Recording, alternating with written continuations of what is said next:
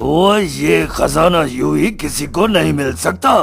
अगर इसे पाना है तो तुम्हें मेरे लिए 3 चीजें लानी होगी। पहला हिरण का मांस, दूसरा राजकुमार विक्रम का खून और तीसरा एक साधु का कमंडल। हाँ। देखो दानव, मैं तुम्हें हिरण का मांस ला दूंगा, साधु का कमंडल भी ला दूंगा, लेकिन राजकुमार विक्रम का खून नहीं ला सकता, क्योंकि राजकुमार के खून के बदले मुझे मरना होगा। और मुझे नहीं पता, अगर तुम मेरे ये 3 काम नहीं कर सकते तो मैं खजाना लेकर इस गुफा से हमेशा के लिए गायब हो जाऊंगा। हाँ। रुकिए रुकिए दानव जी, मेरे पास एक ऐसी तरकीब है जिससे राजकुमार विक्रम खुद अपना खून निकाल कर देंगे। अच्छा, मैं चलता हूँ। ऐसा बोलकर किसान वहां से चला जाता है। एक बार की बात है, आजमगढ़ नाम का एक छोटा सा राज्य था। वो राज्य एकदम सुखी संपन्न था। इस राज्य में राजू नाम का एक किसान रहता था। वो बहुत ही लालची था। वो अपनी पत्नी सुगंधा के साथ रहा करता था। सुगंधा बहुत ही समझदार थी। वो राजू को हमेशा समझाती रहती, लेकिन राजू कुछ नहीं समझता। उसे गांव का सबसे अमीर व्यक्ति बनना था, जिस वजह से घर का सामान लाने में वो कंजूसी करता।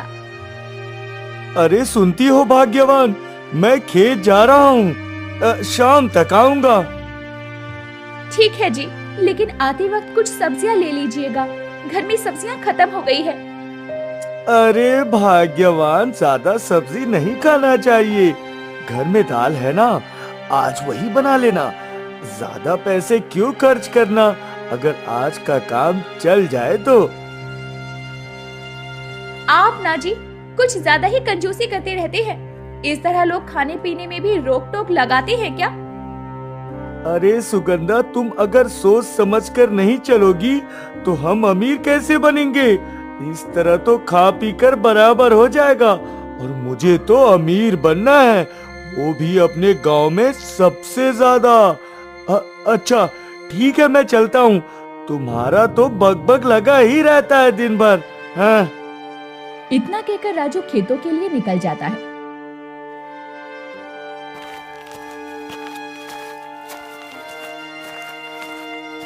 खेतों में जाकर काम करने लगता है। फिर वहीं कुछ ही दूरी पर 2 लोग आपस में बात करते हैं। अरे भाई, जानते हो, तुमने सुना है पहाड़ों पर जो जंगल है, उस जंगल में बहुत सारा खजाना है। अगर वो खजाना जिसको मिल गया ना, वो इस दुनिया में सबसे अमीर व्यक्ति बन जाएगा। हाँ।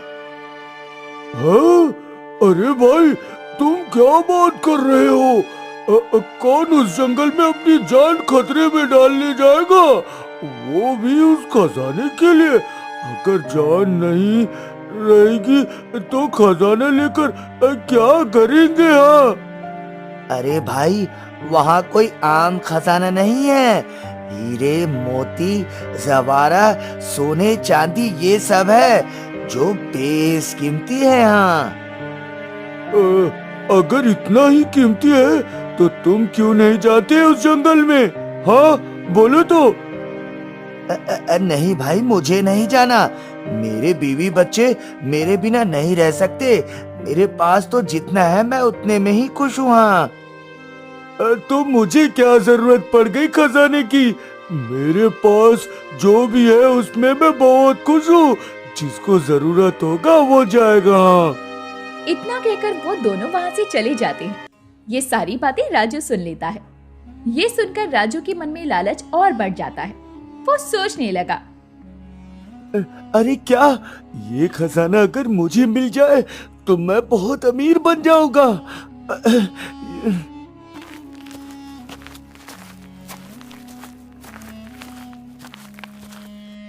बिना देर किए राजू घर आता है और अपनी पत्नी से कहता है, अरे सुनती हो भाग्यवान, मैं एक जरूरी काम से 2-3 दिनों के लिए गांव से बाहर जा रहा हूँ। अगर कोई पूछे तो बोल देना मैं पड़ोस के गांव में गया हूँ। हाँ। लेकिन जी, आप जा कहाँ रहे हैं? कुछ तो बता कर जाइए। आप तो बोल रहे थे कि शाम को खेत से आएंगे, अभी ही आ गए और बोल रहे हैं 2-3 दिन के लिए नहीं आएंगे। कोई खास बात है क्या? अरे ऐसी कोई खास बात नहीं है, मैं आकर तुम्हें बताता हूँ। अब मैं जाता हूँ, मेरे लिए एक लाठी और एक पोटली में खाना दे दो।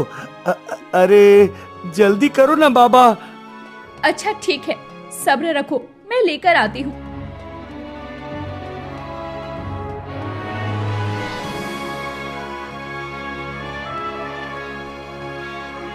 फिर सुगंधा ने पोटली लाठी लाकर राजू किसान के हाथों में थमा दी।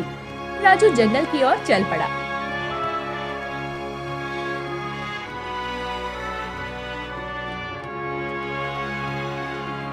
उसे खजाना ढूंढते ढूंढते कई दिन जंगल में घूमना पड़ा। अब मैं क्या करूं? कई दिन हो गए, अब तो भूख भी लग रही है, खाना भी खत्म हो गया है, पर खजाने का अभी तक कोई अता पता नहीं चल रहा है। लगता है उन 2 लोगों ने झूठ कहा था जो इस जंगल में खजाना है। मुझे अब घर की ओर जाना चाहिए। हाँ। इतना कहकर राजू लाठी लेकर फिर घर की तरफ आने लगता है। फिर सोचता है, इतने दिनों तक परेशान हो गया हूँ। वो जंगल का आखिरी पश्चिम दिशा बच रहा है, वहाँ जाकर भी देख लेता हूँ, नहीं तो घर जाकर पछताना ना पड़े। हाँ। इतना कहकर राजू जंगल की आखिरी पश्चिम दिशा की ओर चल पड़ता है। राजू को सुबह से चलते चलते शाम हो जाती है और आखिरकार उसे एक गुफा मिली। अरे वाह, ये तो बहुत पुरानी गुफा है। लगता है इसी गुफा में खजाना होगा। जल्दी से जाता हूँ और सारा खजाना समेटकर पोटली में बांध कर ले आता हूँ। हाँ। एक गुफा के भीतर कदम रखा। उसकी आंखों में उत्सुकता और दिल में हल्की सी घबराहट थी। गुफा अंधेरी, ठंडी और रहस्यमयी थी। उसके चारों ओर पानी की बूंदें टपकने की आवाज गूंज रही थी। राजू को उस गुफा में भयानक आवाजें भी सुनाई दे रही थी। उसे थोड़ा थोड़ा डर भी लग रहा था।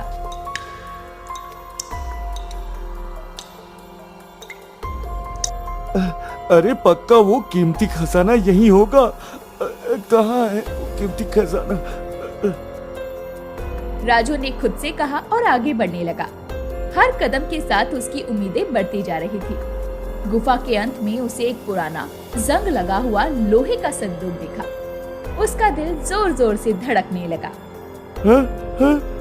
हे भगवान, हे भगवान, आखिर मैंने खजाना ढूंढ ही लिया। अब मैं इस संदूक को खोलता हूँ। हाँ। राजू जैसे ही संदूक खोलने की कोशिश करता है, गुफा के भीतर से एक डरावनी गर्जना गूंज उठती है। उसने तुरंत पीछे मुड़कर देखा तो उसकी आंखें बह से चौड़ी हो गई। एक विशालकाय राक्षस उसके सामने खड़ा था। उसकी आंखें लाल अंगारे की तरह चमक रही थी और उसके हाथ में एक बड़ा सा कांटों से सना हुआ हथियार था। ओ, ये खजाना यूं ही किसी को नहीं मिल सकता। अगर इसे पाना है तो तुम्हें मेरे लिए 3 चीजें लानी होगी। पहला हिरण का मांस, दूसरा राजकुमार विक्रम का खून और तीसरा एक साधु का कमंडल। हाँ। राजू का दिल बैठ गया। उसने कांपते हुए पूछा, लेकिन ये सब कैसे लाऊंगा? राजकुमार विक्रम को कैसे मैं नुकसान पहुंचा सकता हूँ? अगर मैंने राजकुमार विक्रम को मारने की कोशिश की तो राजा मुझे काल कोठरी में डाल देंगे और साधु का कमंडल चुराना तो पाप है, पाप। हाँ। ओ, ये तुम्हारी समस्या है। 3 दिनों के भीतर ये तीनों चीज ला कर नहीं दिए तो ये खजाना यहाँ से गायब हो जाएगा। हाँ। अरे नहीं नहीं नहीं नहीं नहीं नहीं, ये खजाना मुझे चाहिए किसी भी कीमत पर। मैं आपकी तीनों शर्तें पूरी करूंगा। तब तक आप मेरे इस खजाने का ध्यान रखना। हाँ, मैं चलता हूँ। राजू असमंजस के साथ गुफा से बाहर निकल आया। उसके मन में सवालों का तूफान था। अब मैं ये तीनों चीज कहाँ से लाऊंगा? इसे लाने में तो बहुत समय लगेगा, पर राक्षस ने तो मुझे 3 ही दिन का टाइम दिया है। लेकिन कैसे भी करके ये तीनों सामान तो लाना ही होगा, नहीं तो वो खजाना मुझे कभी नहीं मिलेगा। अरे नहीं नहीं, मुझे लाना ही होगा। हाँ। फिर राजू वहीं एक पेड़ पर चढ़ जाता है और उस पेड़ से एक मोटी सी लकड़ी को तोड़कर नीचे उतरता है और उसी का भाला बना लेता है और कहता है, इससे तो हिरन का शिकार अब हो सकता है। अगर सही निशाना मारूंगा तो हिरन जरूर मरेगा। हाँ। फिर राजू गहरी सांस लेता है और सबसे पहले जंगल की ओर चल पड़ता है हिरन का मांस हासिल करने के लिए। जंगल घना और सन्नाटे से भरा हुआ था। राजू ने आसपास हिरन की तलाश शुरू की। काफी देर भटकने के बाद उसने एक हिरन को पानी पीते हुए देखा। अरे यही सही मौका है हिरन का शिकार करने का। अब तो ये हिरन मेरे हाथों नहीं बचेगा। मुझे माफ करना भगवान, ये मैं खुद के लिए नहीं कर रहा हूँ। मैं तो बस वो खजाना पाना चाहता हूँ, इसी वजह से मैं इसे जान से मार रहा हूँ। मुझे माफ कर देना भगवान, माफ कर देना। इतना कहकर राजू वो लकड़ी का भाला लेकर हिरन की तरफ बढ़ा। हिरन तेज और सतर्क था, लेकिन राजू ने चुपचाप एक छिपने की जगह चुनी और अपने साथ लाए भाले से निशाना साधा। उसका निशाना सटीक था और हिरन वहीं ढेर हो गया। राजू ने भारी मन से उसका मांस लिया और उसकी आंखों में पश्चाताप झलक रहा था, लेकिन उसने खुद को समझाया, अरे ये मैं मजबूरी में कर रहा हूँ। अगर वो राक्षस मुझे सीधी तरह से खजाना दे देता तो आज मुझे तुम्हें जान से नहीं मारना पड़ता। मुझे माफ कर देना हिरन, मुझे माफ कर देना। और मांस काटकर एक पोटली में रख लेता है और अपने घर की तरफ जाने लगता है।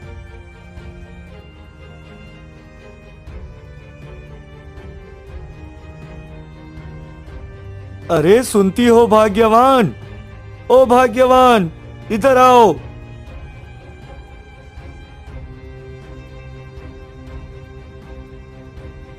आप आ गए जी। मैं कब से आपका इंतजार कर रही थी। मुझे तो लगा आप कभी आएंगे ही नहीं। सभी गांव वाले बोल रहे थे कि राजू पागल हो गया है। उस खजाने के लालच में जंगल में चला गया और राक्षस ने उसे अब तक तो निपटा दिया होगा। अरे भाग्यवान, राक्षस मुझे क्या मारेगा? वो तो मुझे देखकर खुद ही डर से कांपने लगा और मुझसे डरते हुए कहा, उसे 3 चीजें चाहिए, फिर वो सारा खजाना मुझे दे देगा। हाँ। अच्छा, राक्षस ने आपसे ऐसा कहा? फिर आप उसकी शर्त क्यों मान रहे हैं? आप तो वैसे ही खजाना ले आते। तुम क्या अपने पति को कम समझती हो? अरे मैं भी तरस खा गया कि वो इतने सालों से खजाने की रक्षा कर रहा है, तो उस बेचारे की 3 शर्तें पूरी कर ही देता हूँ। मेरा क्या जा रहा है, ताकि वो भी समझेगा कि कौन सा बहादुर इंसान से पाला पड़ा था उसका। हाँ। तो वो 3 शर्तें क्या हैं?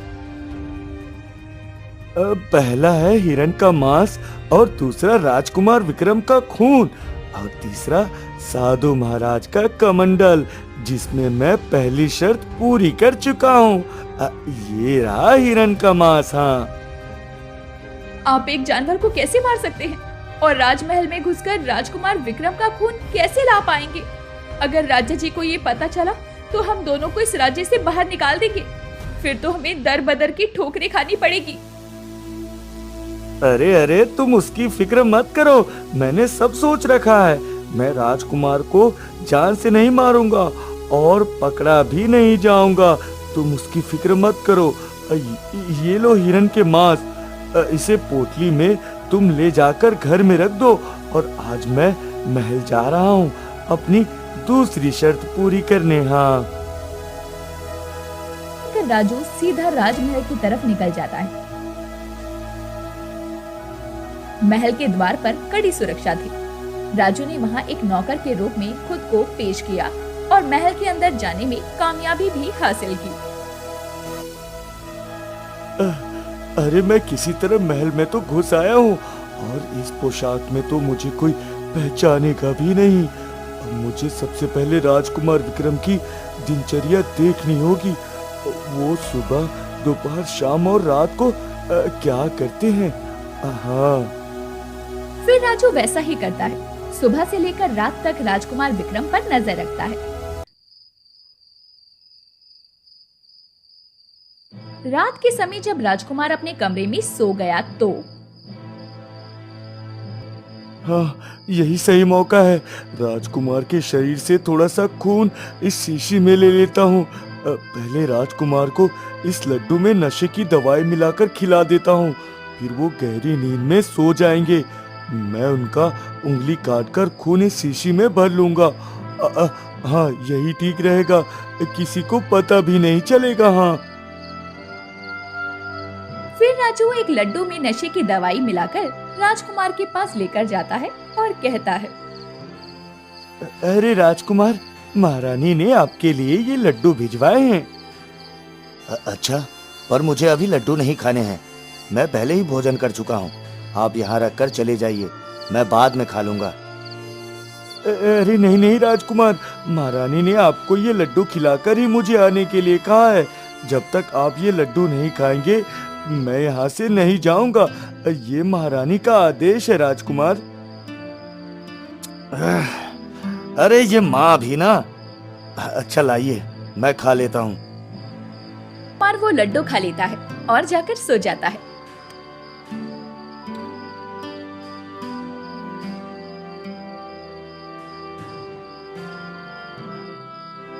थोड़ी देर बाद राजू फिर से उस कमरे में आता है। उसके हाथ में एक छोटी सी शीशी और सुई थी। उसने राजकुमार की कलाई से थोड़ी मात्रा में खून लिया, ध्यान रखते हुए कि राजकुमार को कोई नुकसान ना हो। तो वो बाहर निकला। उसका दिल जोर जोर से धड़क रहा था। मुझे किसी भी तरह इस महल से बाहर निकलना होगा। अगर मुझे किसी ने ये खून की शीशी के साथ देख लिया तो मुझे मौत की सजा मिलेगी। हे भगवान, मेरी रक्षा करना। चलता हूँ। इतना कहकर राजू चोरी चुपके महल से बाहर आ जाता है और वो खून की शीशी अपनी जेब में रख लेता है। थोड़ी दूर जाने के बाद सुबह भी हो जाती है। वो जानता था कि साधु के पास जाना आसान नहीं होगा, क्योंकि साधु एक पहाड़ी पर स्थित कुटिया में रहता था और अपनी शक्तियों के लिए प्रसिद्ध था।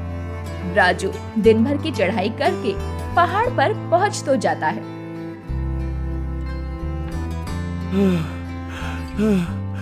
पहाड़ पर तो आ गया, लेकिन अब साधु महाराज का कमंडल कैसे चुराऊं? अगर वो मुझे देखेंगे तो मुझे श्राप दे देंगे, क्योंकि वो बहुत पहुंचे हुए साधु है। एक काम करता हूँ, रात होने का यहीं पर इंतजार करता हूँ। हाँ।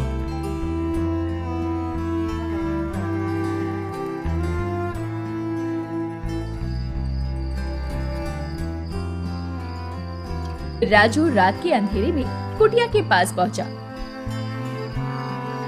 साधु ध्यान में लीन था। राजू ने उनकी छड़ी के पास रखा कमंडल देखा। वो दबे पांव आगे बढ़ा और वो कमंडल चुरा कर वहां से चला जाता है।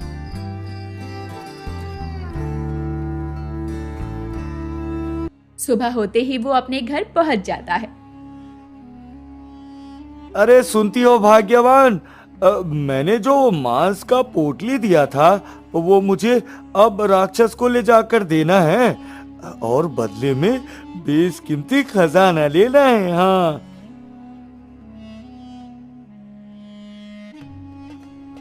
वो दोनों चीज ले आए, राजकुमार का खून और साधु महाराज का कमंडल। अरे हाँ भाई, मैं वो सारी चीजें ले आया हूँ। अब तो बस खजाना लेना बाकी है। हाँ।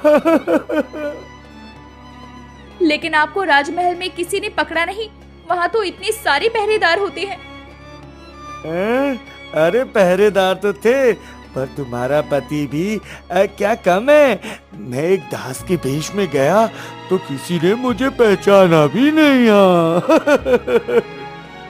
आपने राजकुमार को ज्यादा चोट तो नहीं पहुंचाई थी ना? नहीं तो महाराज उसकी छानबीन करेंगे और किसी न किसी तरह उन्हें हमारे बारे में पता चल ही जाएगा। हैं?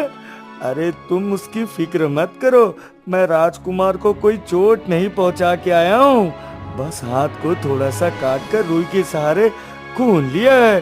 सुबह होते ही राजकुमार का वो जख्म भर भी गया होगा और किसी को पता भी नहीं चला होगा। हाँ,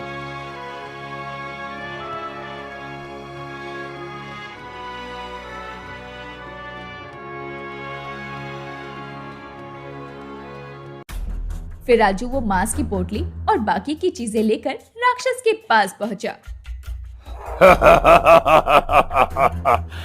अच्छा हुआ तुम आ गए।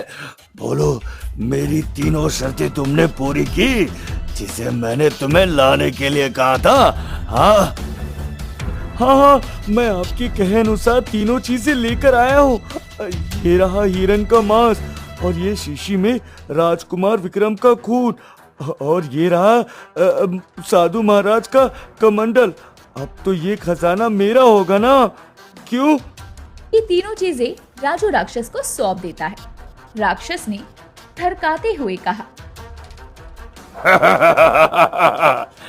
शाबाश, अब तुम इस बेशकीमती खजाने के हकदार हो। हाँ। इतना कहकर राक्षस उस गुफा से गायब हो जाता है और राजू उस गुफा के अंदर जाता है तो एक कमरा उसे दिखाई देता है जिसमें बेशकीमती हीरे जवाहरात सोने के सिक्के बिखरे हुए पड़े थे और चारों ओर सुनहरा रंग चमक रहा था।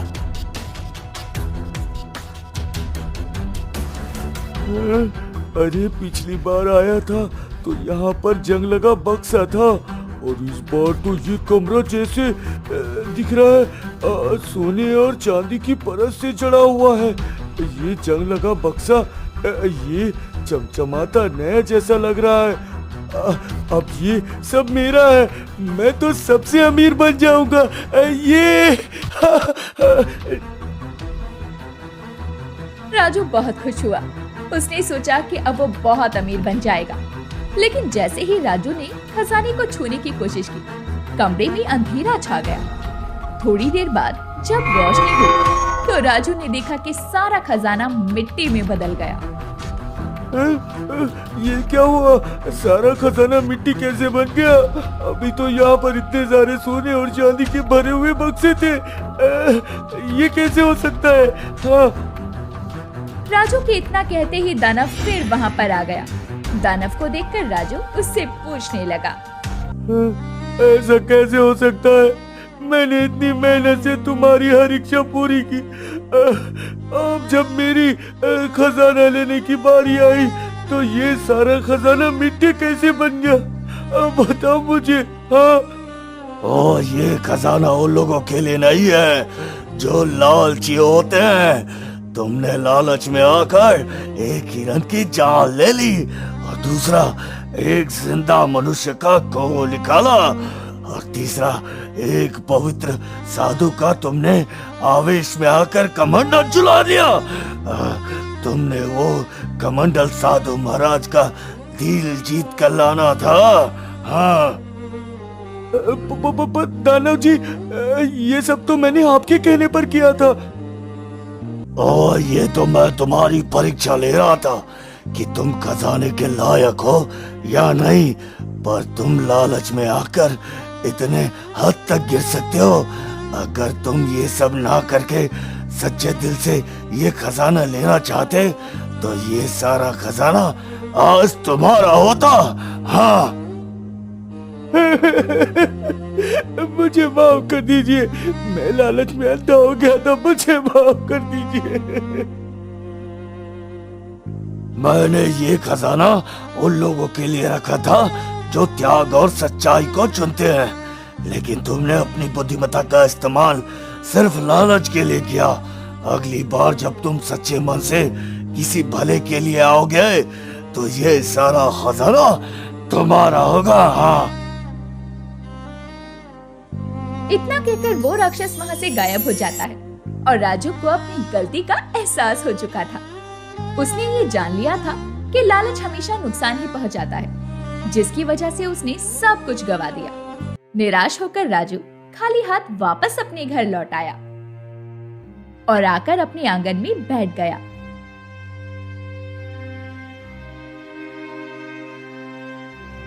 क्या हुआ जी, खजाना कहाँ है? मुझे माफ कर दो सुगंधा, मैंने लालच में आकर तुम्हें भी लालची बना दिया। मुझे अपनी गलती का एहसास है, मुझे इतना लालच नहीं करना चाहिए था। आज खजाना हाथ में आते आते रह गया। हाँ, मैं कहती थी ना, एक दिन ये आपका लालच आपको ले डूबेगा, लेकिन आप मेरी सुनते कहाँ थे। अच्छा कोई बात नहीं, आप सही सलामत आ गए, वही मेरे लिए खजाना है। हाँ सुगंधा, असली खजाना तो परिवार ही होता है। मेरा खजाना सिर्फ मेरा परिवार है और मुझे किसी खजाने की कोई लालच नहीं। हाँ। उस दिन से राजू को समझ आ जाता है कि असली खजाना धन दौलत नहीं, बल्कि उसका परिवार और उसकी ईमानदारी थी। फिर वो गांव के बच्चों को अपनी कहानी सुनाता है और उन्हें लालच से बचने की सीख भी देता है। सीख, इस कहानी से हमें ये सीख मिलती है दोस्तों कि लालच कभी भी किसी का भला नहीं कर सकता। लालच करने वाले व्यक्ति को हमेशा नुकसान ही होता है। हमें हमेशा संतुष्ट रहना चाहिए और दूसरों का भी ख्याल रखना चाहिए।